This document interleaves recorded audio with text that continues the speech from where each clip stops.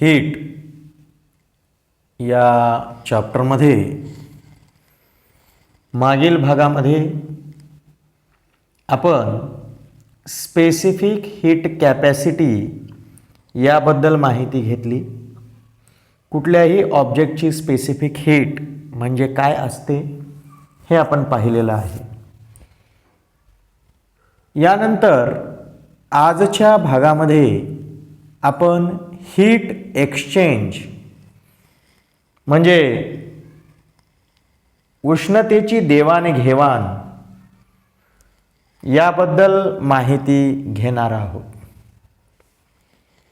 पहा, या ठिकाणी लक्ष द्या की हा एक ऑब्जेक्ट आहे आणि हा ऑब्जेक्ट हॉट आहे. कसा आहे? It is a hot object. हा ऑब्जेक्ट हॉट आहे, हॉट ऑब्जेक्ट.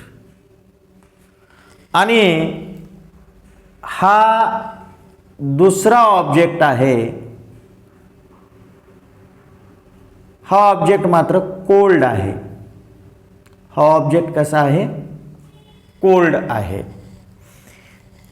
एक ऑब्जेक्ट हॉट आणि दुसरा ऑब्जेक्ट कोल्ड आहे. आणि हे दोन्ही ऑब्जेक्ट जे काही आहेत, तर हे दोन्ही ऑब्जेक्ट एकमेकांच्या संपर्कात ठेवलेले आहेत. Both the objects they are in contact with each other. मग अशा वेळी आपल्याला काय लक्षात येतं की हॉट ऑब्जेक्ट जो आहे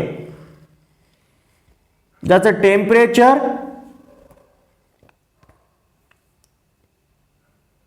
हाय आहे,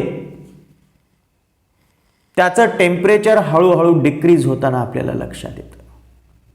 याचं टेम्परेचर काय होताना लक्षात येतं?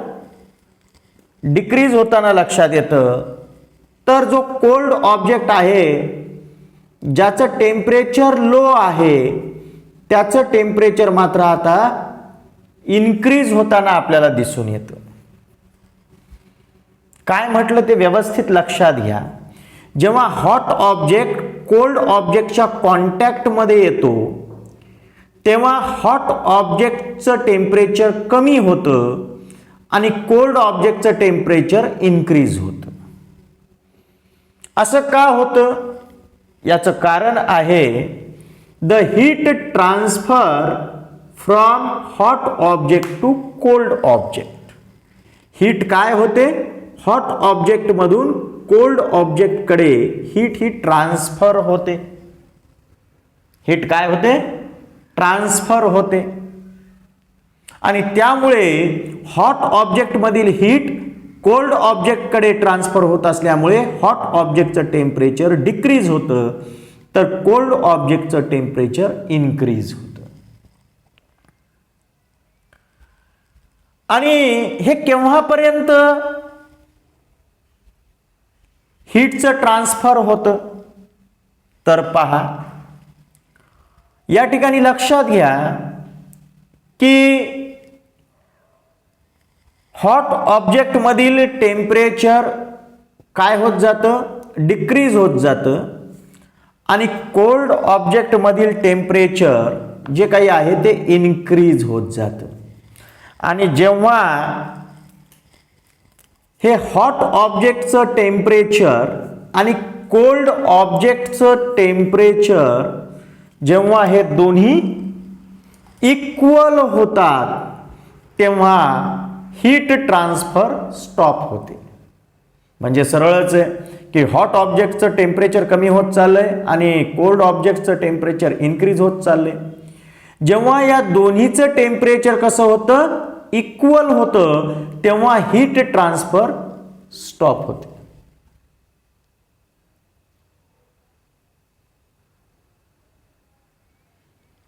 The change in temperature continues till temperature of the both the objects attain the same value. या दोन्ही ऑब्जेक्टच्या टेम्परेचर मध्ये तोपर्यंत बदल होत राहतो जोपर्यंत या दोन्ही ऑब्जेक्टचं टेम्परेचर कसं होत नाही, इक्वल. जेव्हा या दोन्ही ऑब्जेक्टचं टेम्परेचर इक्वल होतं तेव्हा हीट ट्रान्सफर जी काही आहे ती त्या ठिकाणी स्टॉप होते. या प्रोसेस मध्ये काय होतं, cold object gains the heat, cold object it gains the heat and the hot object it loses the heat.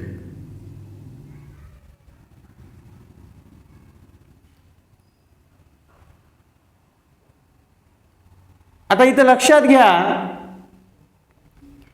If the system of both objects is isolated from the environment by keeping it inside a heat resistant box,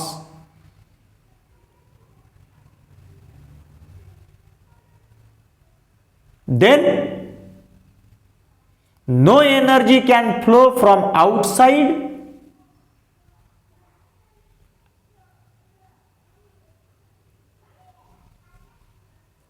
and no heat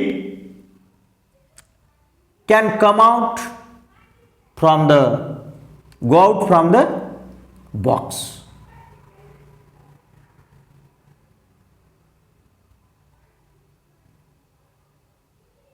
मी काय म्हटलं ते लक्षात घ्या की जेव्हा ही जी system आहे, हे दोन्ही ऑब्जेक्ट ठेवलेली जी सिस्टीम आहे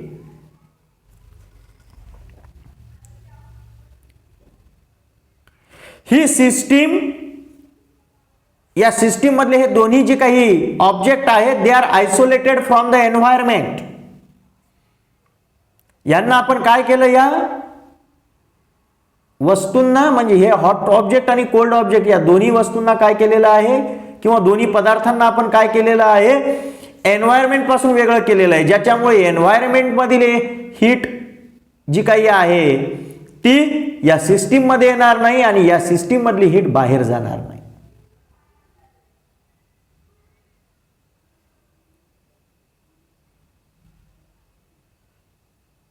no heat energy can flow from inside the box or come into the box.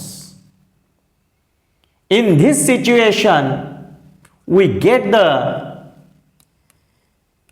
principle that is heat energy lost by the hot object is equal to heat energy gained by the cold object.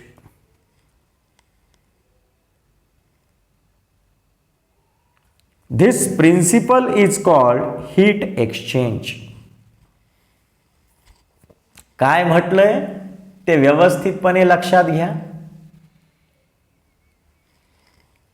जेव्हा आपण hot object आणि cold object हे environment पासून isolate करून एका system मध्ये म्हणजे एका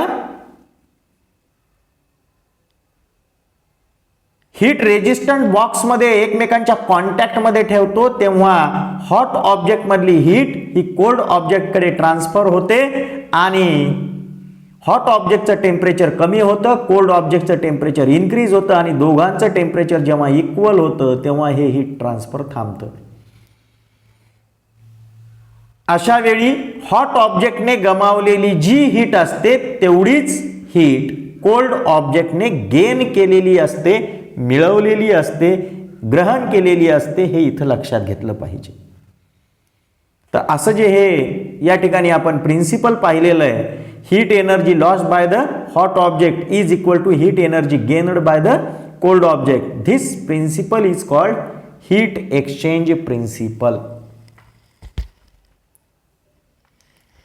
हीट एक्सचेंज प्रिन्सिपल पाहिल्यानंतर आपण पुढचा पॉइंट पाहूया.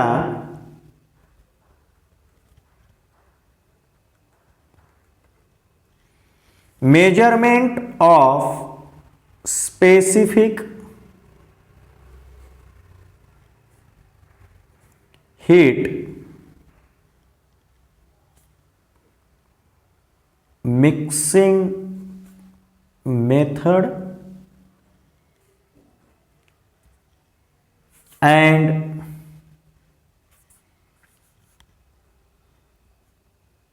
calorimeter.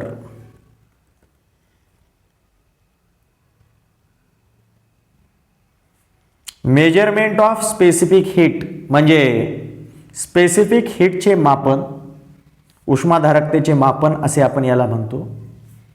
याच्यासाठी आपण मिक्सिंग मेथड वापरणार आहोत. स्पेसिफिक हीट कुठल्याही पदार्थाची मेजरमेंट करताना म्हणजे स्पेसिफिक हीट कुठल्याही पदार्थाची मोजताना किंवा मापन करताना आपण कोणती पद्धत वापरणार आहोत? Mixing method and कॅलरीमीटर. आणि यासोबतच आपण कॅलरीमीटर चा वापर करणार आहोत. ते कॅलरीमीटर काय असते ते सुद्धा आपण इथे पाहणार आहोत. पहा या ठिकाणी लक्षात घ्या की स्पेसिफिक हीट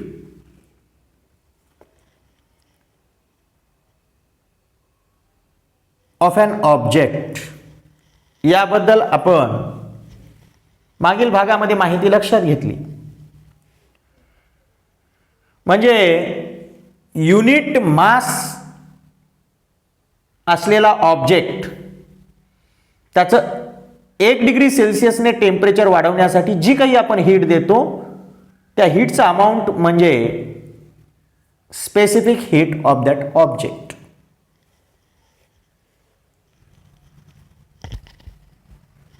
कशाला म्हणायचं स्पेसिफिक हीट? ते आपण मागील भागामध्ये पाहिलेलं आहे. The amount of heat energy required to raise the temperature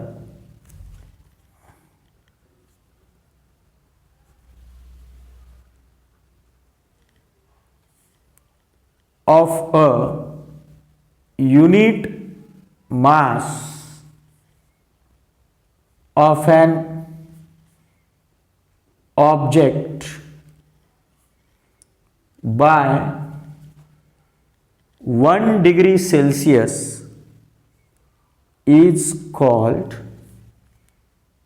the specific heat of that object.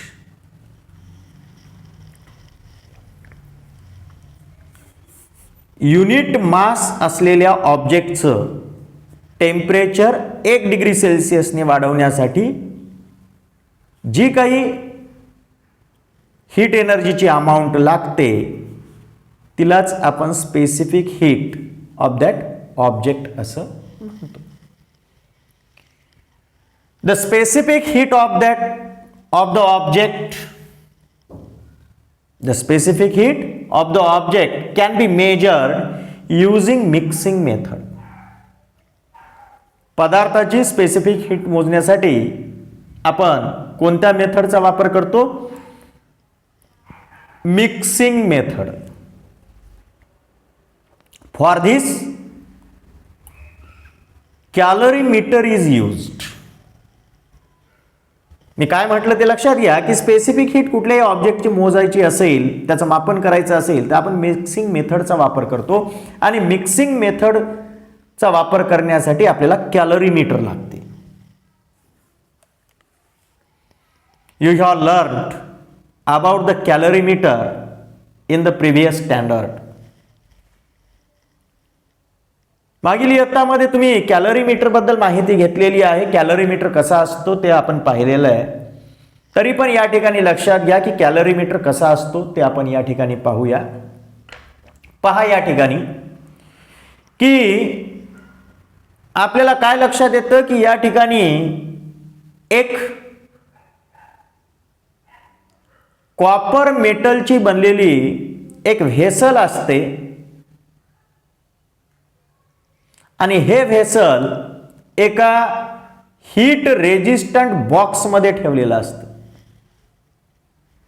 म्हणजे हा जो काही कॉपर मेटलने बनलेला व्हेसल आहे हा एका दुसऱ्या व्हेसलमध्ये ठेवलेला असतो. बाहेरचा जो व्हेसल असतो तो हीट रेजिस्टंट मटेरियलने बनलेला असतो. आणि अशा प्रकारे हा जो आउटर बॉक्स आहे त्याला आपण आउटर व्हेसल सुद्धा म्हणतो. ह्या आउटर व्हेसलमध्ये हा इन्नर व्हेसल हा ठेवलेला असतो आणि या दोघांच्या मध्ये एअर कॅव्हिटी असते, ज्यामुळे या कॉपर व्हेसलची जी हीट असते ती आउटर व्हेसलपर्यंत फार कमी पोहोचते. आणि आउटर व्हेसल हा हीट रेजिस्टंट मटेरियलचा असल्यामुळे आतमधली हीट बाहेर पडत नाही.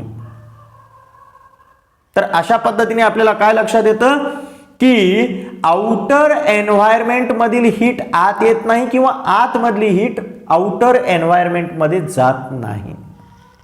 अशा प्रकारे हे जे काही या व्हेसल्सनी बनलेलं हे जे काही स्ट्रक्चर आहे त्याला आपण कॅलरीमीटर असे म्हणतो.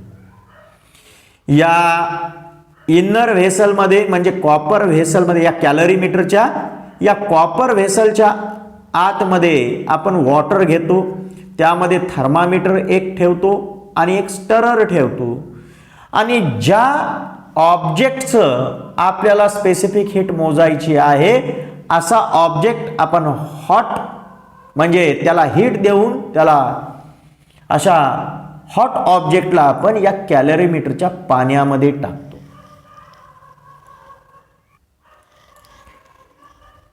If a hot solid object is put in the water in a calorimeter, heat exchange between hot object and the water and calorimeter starts. मी काय म्हटलं ते लक्षात घ्या की एक जर आपण हॉट सॉलिड ऑब्जेक्ट जर आपण या पाण्यामध्ये टाकला, काय म्हटलं ते लक्षात घ्या. काय म्हटलं आपण की एक या ठिकाणी हॉट सॉलिड ऑब्जेक्ट जर या ठिकाणी या वॉटरमध्ये टाकला, समजा हा या ठिकाणी आपण एक हॉट ऑब्जेक्ट या वॉटरमध्ये टाकलेला आहे, तर आता काय होतं या हॉट ऑब्जेक्टची हीट या वॉटरला मिळते आणि या कॉपर व्हेसलला मिळते, म्हणजेच या कॉपर व्हेसलला आपण कॅलरीमीटर म्हणतो. ठीक आहे, मेन या कॅलरीमीटरमध्ये हा कॉपर व्हेसल आहे म्हणून या कॉपर व्हेसलला आपण कॅलरीमीटर असं म्हणूया. म्हणजे या हॉट ऑब्जेक्टची हीट कोणाला मिळाली, या वॉटरला आणि या कॅलरीमीटरला मिळालेली आहे. हे आपल्याला इथं लक्षात येतं. आणि तोपर्यंत या हॉट ऑब्जेक्टची हीट या वॉटरला आणि या कॅलरीमीटरला मिळते जोपर्यंत या तिघांचंही टेम्परेचर सेम होत नाही. म्हणजे हॉट ऑब्जेक्ट, वॉटर आणि कॅलरीमीटर या तिघांचं टेम्परेचर जेव्हा जोपर्यंत सेम होत नाही तोपर्यंत हीट ट्रान्सफर होते. Means the heat transfer continues till the temperature of the solid object, water and the calorimeter become equal and therefore आणि मग यावरूनच आपण काय सांगू शकतो की या हॉट ऑब्जेक्टने जी हीट लॉस्ट केलेली आहे, heat lost by solid object, या सॉलिड ऑब्जेक्टने जी काही हीट गमावलेली आहे ती कोणाकोणाला मिळालेली आहे? या वॉटरला आणि या कॅलरीमीटरला. म्हणजेच heat lost by solid object is equal to heat gained by water in calorimeter plus heat gained by the calorimeter. या हॉट ऑब्जेक्टने जी हीट गमावलेली आहे ती या कॅलरीमीटर मधील पाणी याने मिळवलेली आहे, ग्रहण केलेली आहे, प्लस हा जो कॉपर व्हेसलचा जो हा कॅलरीमीटरचा जो व्हेसल आहे, तो व्हेसल त्यालाच आपण कॅलरीमीटर म्हणतो, तर त्याने सुद्धा ही हीट मिळवलेली आहे. मग या दोघांची हीट, जर या दोघांच्या हीटची बेरीज केली म्हणजे वॉटरने मिळवलेली हीट आणि या कॅलरीमीटरने मिळवलेली हीट, या दोघांची जर आपण बेरीज केली तर ही मिळवलेली टोटल हीट ही त्या सॉलिड ऑब्जेक्टने, या सॉलिड ऑब्जेक्टने जेवढी काही हीट लॉस केलेली आहे त्याच्या इतकी असते. Heat lost by solid object, याला जर आपण क्यू हे सिम्बॉल वापरलं. Heat gained by water in calorimeter, वॉटरने जी काही हीट मिळवलेली आहे त्याला आपण जर Q1 हे सिम्बॉल वापरलं, आणि हीट गेनड बाय कॅलरीमीटर याच्यासाठी जर आपण Q2 हे सिम्बॉल वापरलं तर आपल्याला काय लक्षात येतं? Q is equal to Q1 plus Q2. काय लक्षात येतं या ठिकाणी? Q is equal to Q1 plus Q2 हे आपल्याला इथं लक्षात येतं. आता इथे पुढे पहा, एखादा पदार्थ किती हीट गमावतो, या ठिकाणी heat lost by the solid object, याच्यासाठी सिम्बॉल आपण घेतलंय Q. किती गमावतो तो सॉलिड ऑब्जेक्ट हीट, ते आपण पाठीमागच्या भागामध्ये पाहिलेलं आहे की एखादा पदार्थ किती हीट गमावतो किंवा किती हीट तो ग्रहण करतो हे आपण एका फॉर्म्युल्याने काढतो. तो फॉर्म्युला म्हणजे M into C into delta T. म्हणजे या ठिकाणी हे M म्हणजे मास ऑफ ऑब्जेक्ट, या ऑब्जेक्टचं हे मास आहे, इनटू हे C म्हणजे specific heat of that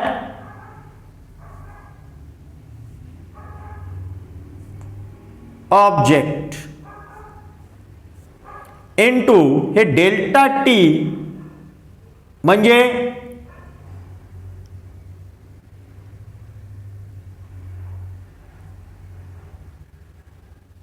decrease in temperature of the object.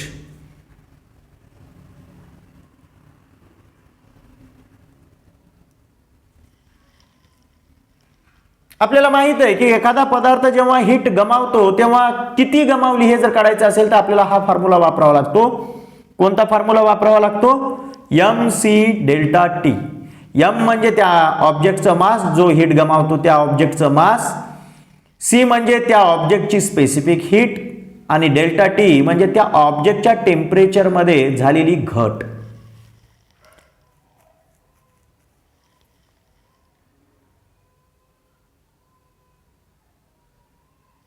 आता या ठिकाणी heat gained by water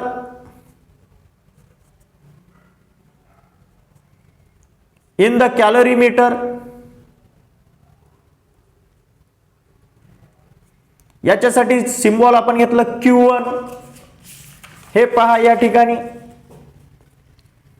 heat loss by solid object Q, त्याच्यासाठी फॉर्म्युला वापरला mc डेल्टा टी. आता ही हीट जी या सॉलिड ऑब्जेक्टने लूज केलेली आहे ती गेन कोण केलेली आहे, वॉटरने आणि कॅलरीमीटरने. मग वॉटरने गेन केलेली हीट सुद्धा आपण कोण्या फॉर्म्युल्याने काढतो, m into C into delta T, याच फॉर्म्युल्याने काढतो. पण या ठिकाणी हे मास कोणाचं असतं, मास ऑफ वॉटर. हे मास कोणाचं असतं, वॉटरचं असतं. ही स्पेसिफिक हीट कोणाची असते, वॉटरची असते. आता मला या ठिकाणी सांगा की वॉटर हीट गेन करत आहे, मग त्याच्या टेम्परेचर मध्ये इन्क्रीज होईल का डिक्रीज होईल. हॉट ऑब्जेक्ट हीट लूज करतो म्हणून त्याचं टेम्परेचर डिक्रीज होईल, पण कोल्ड ऑब्जेक्ट हीट जेव्हा गेन करतो तेव्हा त्याचं टेम्परेचर इन्क्रीज होतं. किती इन्क्रीज झालं, ते टेम्परेचर इन्क्रीज इन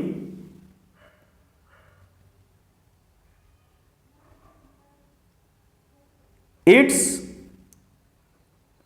टेम्परेचर, म्हणजे वॉटरच्या टेम्परेचरमध्ये किती वाढ झाली ते म्हणजे डेल्टा टी. मग या तिघांचं जर मल्टिप्लिकेशन केलं तर त्या वॉटरने किती हीट गेन केली ते निघतं. ठीक आहे. समजा आपण या ठिकाणी वॉटरची हीट जी काही गेन केलेली आहे ते काढण्यासाठी Q1 घेतलेला आहे, तर माससाठी सुद्धा आपण M1, स्पेसिफिक हीटसाठी C1 आणि डेल्टा टी जो काही आहे, तर इन्क्रीज इन इट्स टेम्परेचर जे काही आहे ते आपण टेम्परेचर डेल्टा टी ने दर्शवू.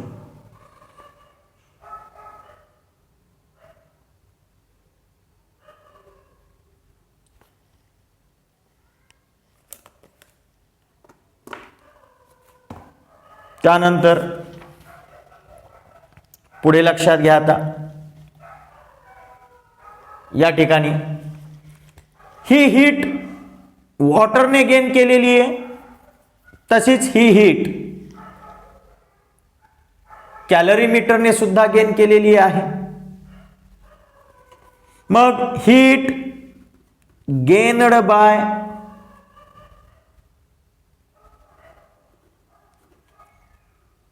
कॅलरीमीटर,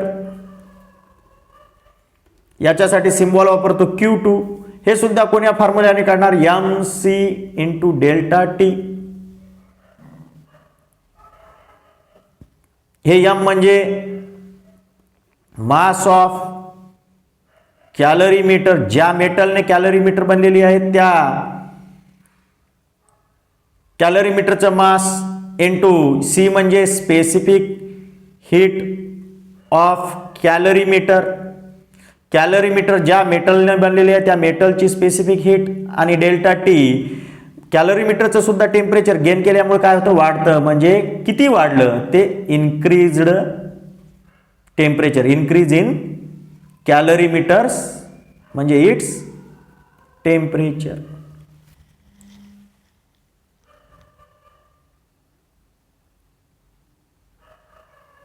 पहा, एखाद्या ऑब्जेक्टची हीट जी लॉस झालेली आहे त्याच्यासाठी फॉर्म्युला वापरला Q is equal to m into C into delta T.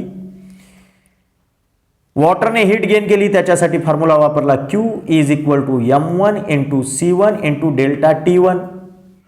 आणि हीट गेनड बाय कॅलरीमीटर याच्यासाठी Q2 सिम्बॉल वापरलं, म्हणून m2 into C2 into delta 2 delta T2. या पद्धतीचे हे आपण फॉर्म्युला वापरला. मग या ठिकाणी आपल्याला माहित आहे की ऑब्जेक्टने हीट लॉस केलेली या दोघांनी काय केलेली आहे, या ठिकाणी मिळवलेली आहे. मग या ठिकाणी या फॉर्म्युल्यामध्ये जर आपण त्यांच्या किमती ठेवल्या तर काय होईल, Qच्या ठिकाणी त्याची जर आपण व्हॅल्यू ठेवली तर काय येईल, m into C into delta T. हे इज इक्वल टू, पहा काय केलं आपण या ठिकाणी, ऑब्जेक्टने जी हीट लूज केलेली आहे Q, त्याची व्हॅल्यू आपण ठेवली m into C into delta T is equal to, या ठिकाणी वॉटरने गेन केलेली हीट एनर्जी Q1, त्याचे जे काही या ठिकाणी व्हॅल्यू आहे ती आपण या फॉर्म्युल्याने काढतो, तो फॉर्म्युला इथे ठेवूया. म्हणजे या Q1 ची व्हॅल्यू जी इथे दिलेली आहे m1 into C1 into delta T1 इथे ठेवू.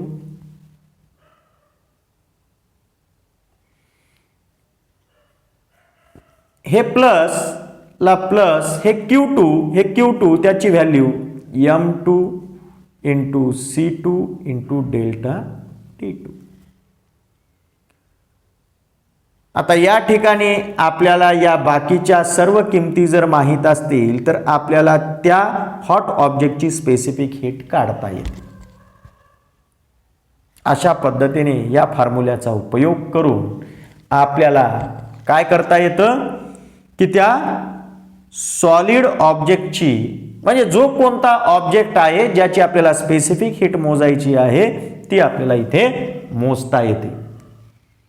Using this equation Q is equal to Q1 plus Q2, म्हणजे heat lost by the hot object is equal to heat gained by the water in calorimeter plus heat gained by the calorimeter. या फॉर्म्युल्याचा उपयोग करून आपल्याला त्या solid ऑब्जेक्टची specific heat काढता येते. असं करत असताना या प्रत्येकांचे व्हॅल्यू मिळवण्याचे जे फॉर्म्युले आहेत ते फॉर्म्युले आपण इथं ठेवलेले आहेत. आणि या ठिकाणी जो आपल्याला हा फॉर्म्युला मिळालेला आहे या फॉर्म्युल्याचा उपयोग करून आपण त्या सॉलिड ऑब्जेक्टच्या स्पेसिफिक हीटला कॅल्क्युलेट करू शकतो. हे इथं लक्षात येतं.